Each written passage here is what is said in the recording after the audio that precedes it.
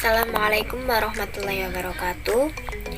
Di sini saya akan mempresentasikan materi tentang ilmu emosi.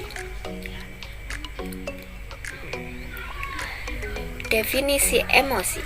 Emosi adalah bagaimana individu menangani masalah atau situasi yang menurut mereka penting secara pribadi. Orang Amerika mendefinisikan emosi itu sebagai kompleks pola reaksi yang melibatkan pengalaman, perilaku, dan fisiologis. Selanjutnya ada proses emosi. Proses emosi ada 3. Yang pertama, pengalaman subjektif. Itu misal dari sesuatu yang sederhana seperti melihat warna, untuk sesuatu yang besar seperti kehilangan orang yang dicintai. Tidak peduli seberapa kuat pengalaman itu dapat memicu banyak emosi dalam satu individu, dan emosi yang mungkin dirasakan masing-masing individu berbeda. Misalnya seseorang mungkin merasa marah dan menyesal pada kehilangan orang yang dicintai, sementara yang lain mungkin mengalami kesedihan yang mendalam. Ya begitulah. Untuk yang kedua, respon fisiologis. Itu suatu respon individu secara fisik yang ditandai dengan meningkatnya tekanan darah, detak jantung, detak nadi, dan sistem pernafasan. Yang ketiga, respon perilaku atau ekspresi.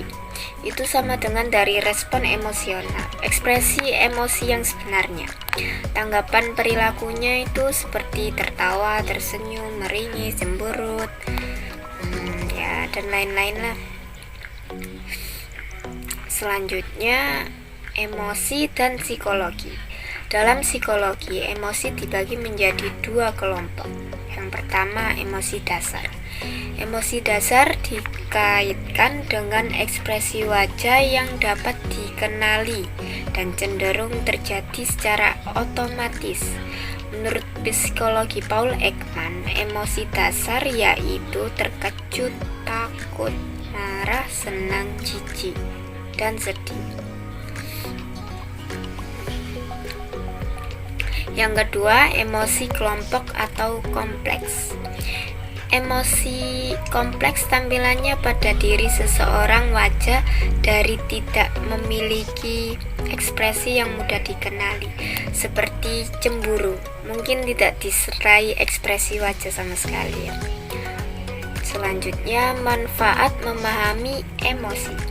Seperti yang telah dibahas, emosi telah membantu manusia berevolusi dari bertahan hidup. Menurut Ekman, yang mengembangkan roda emosi itu akan menjadi sangat berbahaya jika kita tidak memiliki emosi.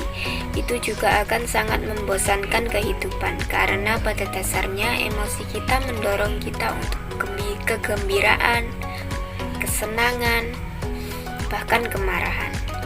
Itulah mengapa penting bagi kita untuk dapat memahami emosi, karena mereka memainkan peran penting dalam bagaimana kita berperilaku.